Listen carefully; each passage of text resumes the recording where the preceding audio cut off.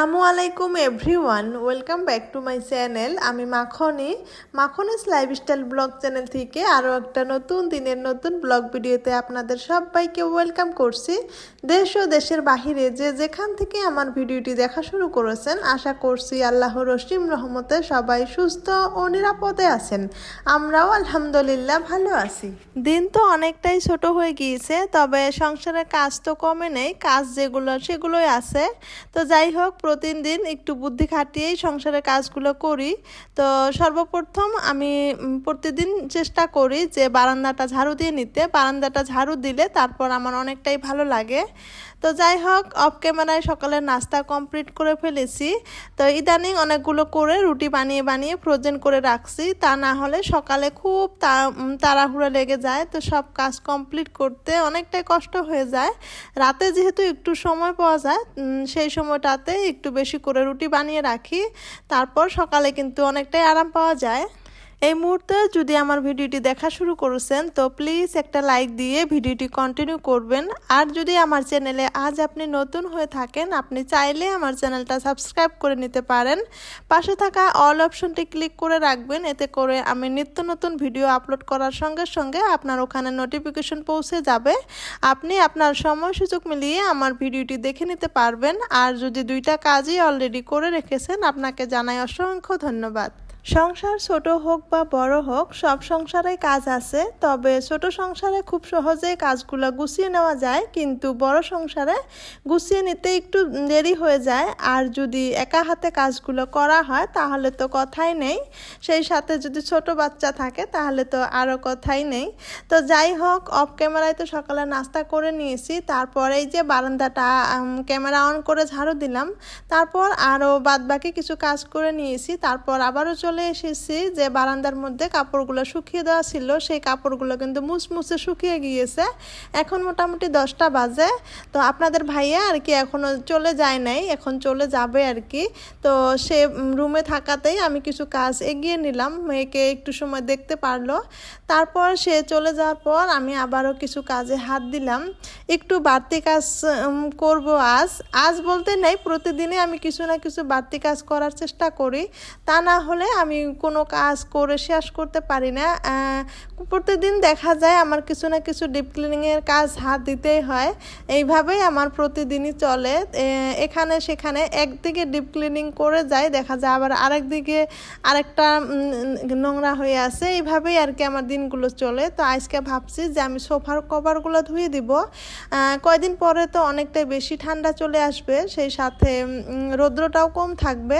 তো সেই কারণেই ভাবলাম যে একটু শীতের প্রস্তুতি নেই। তো শীতের প্রস্তুতি বলতে কি বলবো, আমি তো মনে করি যে ল্যাপ, ক্যাথা, কম্বল এগুলো বার করাই হলো শীতের প্রস্তুতি। তারপর সোফার কভারগুলো তুলে আমি ওয়াশিং মেশিনে দিয়ে এসেছি। তারপর আমার আম্মাজানকে বললাম যে তুমি একটু পড়াশোনা করো আর আমি একটু কাজ করি। সে কিন্তু বিদ্যার বালিশ, খুবই পড়াশোনা করছে, লেখালেখি করছে। তো যাই হোক, আমি যে কাপড়গুলো তুলে নিয়ে আসলাম, তো ভাবলাম কাপড়গুলো এখন গুছিয়ে রেখে যাই, তা না হলে একদম রাত হয়ে যাবে এগুলো গুছাতে গুছাতে। তো ঝটপট কাপড়গুলো গুছিয়ে নিচ্ছি। তারপর আবার রান্নাঘরে চলে যাব। দুপুরের রান্না কিন্তু এখনও বাকি আছে। তো এদিকে আমি অফ ক্যামেরায় কিন্তু আমাদের রুমগুলো ঝাড়ু দিয়ে নিয়েছি, শ্বশুর শাশুড়ির রুমগুলো ঝাড়ু দিয়ে নিয়েছি। মেয়ে আমার সাথে সাথে ছিল। দেখা যায় একটা সংসারের টুকটুক করে কাজ করলে অনেকটাই কাজ বেরিয়ে থাকে, সারাটা দিনে কাজ করা হয়। শুধু যদি ঝাড়ু দেওয়া কাজ থাকতো তা হলে তো ভালোই হতো, সাথে সাথে অনেক কিন্তু কাজ থাকে। তো সব কিছুই তো আর ক্যামেরাতে বন্দি করা সম্ভব নয়।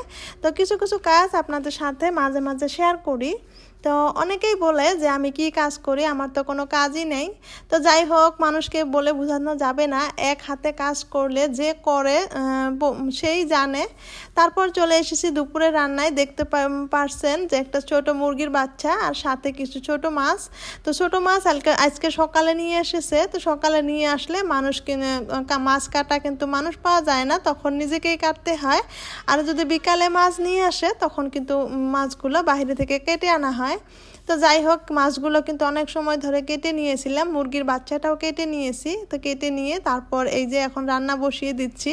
আর কাটাকাটি বাছাবাছি আমি কিন্তু কখনোই আপনাদের সাথে শেয়ার করি না, আর সেগুলো শেয়ার করতেও আমার কেন জানি ভালো লাগে না।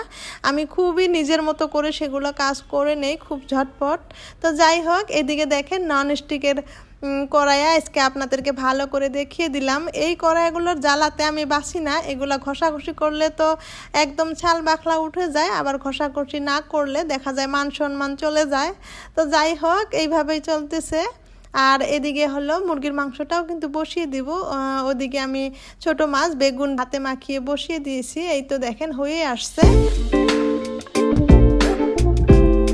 কারো সংসার শুরু হয় 0% থেকে, কারো সংসার শুরু হয় 20% থেকে, আবারও কারো শুরু হয় 50% থেকে, আবারও কারো থাকে 80% 90%। তো আমি মনে করি আমার সংসার কিন্তু শুরু হয়েছে 80-90% থেকে।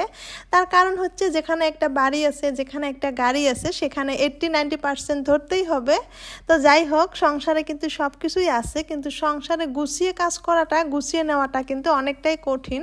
যারা গুছিয়ে কাজ করতে, গুছিয়ে নিতে পছন্দ করে তাদের কিন্তু সারাটা জীবন গুছাতে গুছাতেই চলে যায়। আমিও কিন্তু সেই একই রকমের মানুষ। এই যে গুছানো কাজগুলো করতে চাই, সেগুলো করতে গিয়ে আপনাদের ভাইয়ার অনেক বকাবকি শুনি। সে লাস্ট পর্যায়ে বলে দিয়েছে আমার নাকি বেমার হয়েছে, সেই কারণেই এত ঘষা মাজা করি, এত গুছানোর চেষ্টা করি। তার একটাই কথা, শুধু রান্না করে শুয়ে বসে খাওয়াটাই জীবন।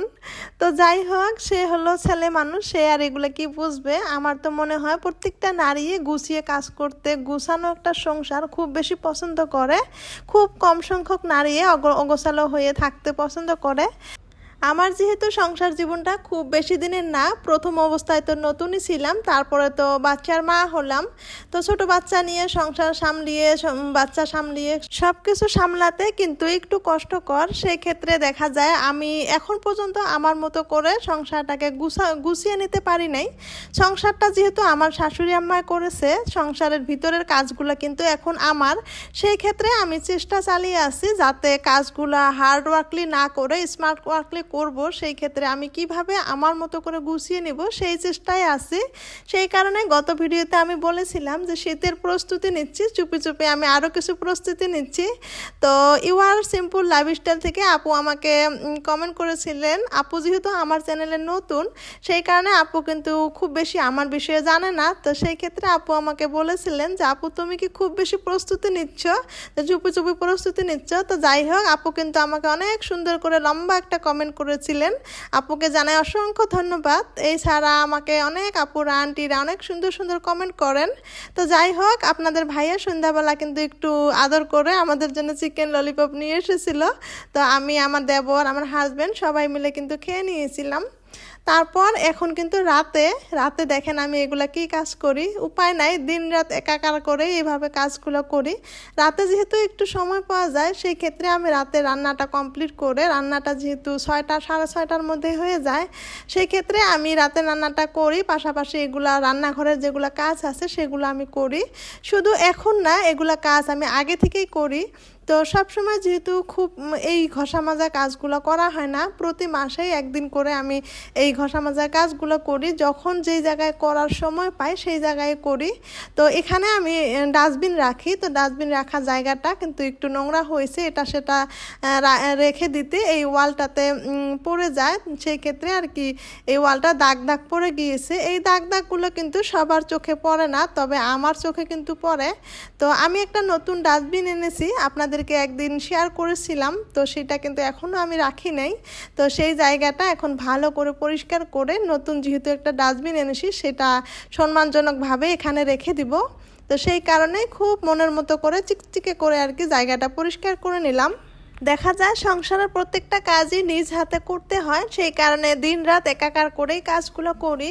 প্রতিদিন দিনগুলো যে কীভাবে পার হয়, এই ছোট দিনে তো একদমই পাওয়া যায় না। সেই ক্ষেত্রে বাড়তি কাজে হাত দেওয়া অনেকটাই কঠিন হয়ে যায়। একটা কাজে হাত দিলে আর অন্য একটা কাজে হাত দেওয়া যায় না।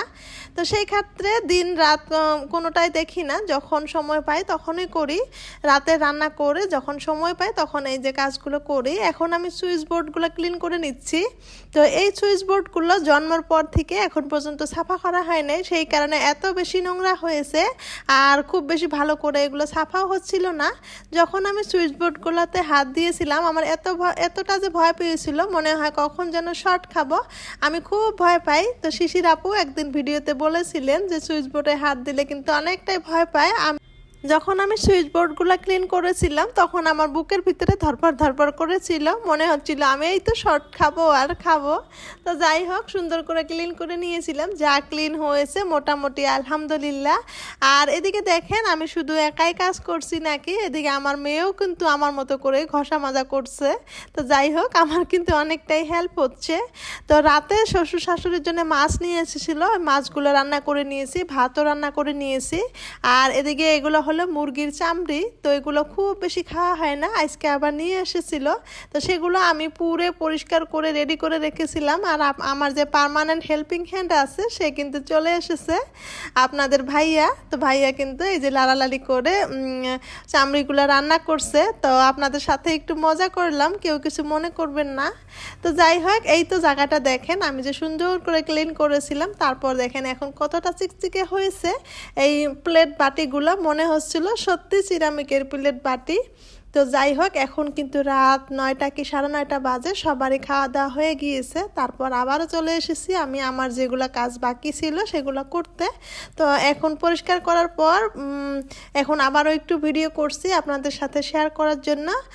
আর দেখেন এদিকে আমি কিন্তু ফ্রিজগুলো এইদিকে ছিল, আমি এদিকে নিয়েছি।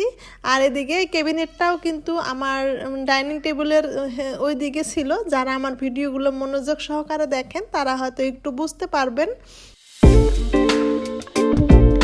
দেখা যায় সংসারের শুরু থেকে প্রত্যেকটা কাজে নিজের মতো করে গুছিয়ে নেওয়ার চেষ্টা করছি, তবে এই গুছিয়ে নিতেই যে কতটা কষ্ট, কতটা যে বাধা বিঘিনির সম্মুখীন হতে হয় সেটা তো বলার বাহিরে। তো কোনো বাধা বিঘিনি কিন্তু আমি মানি নেই। তো আমি জানি যে কাজগুলো আমার মতো করে আমি গুছিয়ে নিব, যে যাই বলুক না কেন। তো সেই চেষ্টাতেই আছি, সেই কারণে সেদিন বলেছিলাম যে চুপে চুপে আমি অন্য কিছুর চেষ্টায় আছি। আর আমি এটা কথা ভালো করে বুঝে গিয়েছি যে হেল্পিং হ্যান্ড নিয়ে আমি কোনো দিন কাজ করতে পারবো না, সেটা আমার বোঝা শেষ। হয়তোবা হেল্পিং হ্যান্ডের দোষ থাকবে, হয়তোবা আমাদের দোষ থাকবে। তো অনেক কিছুই বলে ফেললাম, তো জানি না আমার আজকের ভিডিওতে কি বললাম। তো অনেক কিছু গুছিয়ে বলতে চেয়েছিলাম, তো সেইভাবে গুছিয়ে বলতে পারলাম না। সেই সাথে আর আমার আজকের ভিডিওর ভয়েসও খুব তাড়াতাড়ি দিয়েছি। যদি আমার ভিডিওর কোথায় কোনো অংশ কোনো কথা ভুল ত্রুটি বলে থাকি, প্লিজ আপনারা একটু ক্ষমা সুন্দর দৃষ্টিতে দেখবেন।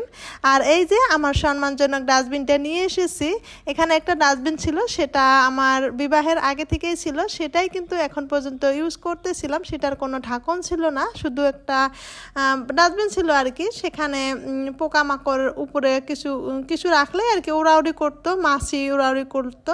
তো সেই ক্ষেত্রে আমার অনেক দিন থেকে একটা মনে মনে চিন্তা ছিল আমি একটা ভালো ডাস্টবিন আনবো। তো নিয়ে এসেছি আলহামদুলিল্লাহ। তারপর এই যে আরও মহামূল্যবান জিনিস, এই মহামূল্যবান জিনিসগুলো আগেও অনেকবার এনেছিলাম, এবার আরও একটু বেশি করে নিয়ে এসেছি।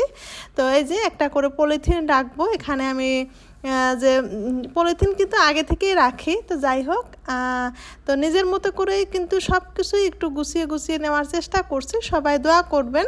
তো আজকের ভিডিও শেষ পর্যায়ে চলে এসেছি। যদি ভিডিওর কোথায় কোনো অংশ ভুল বলে থাকি অবশ্যই ক্ষমা সুন্দর দৃষ্টিতে দেখবেন। আল্লাহ হাফিজ, আসসালামু আলাইকুম।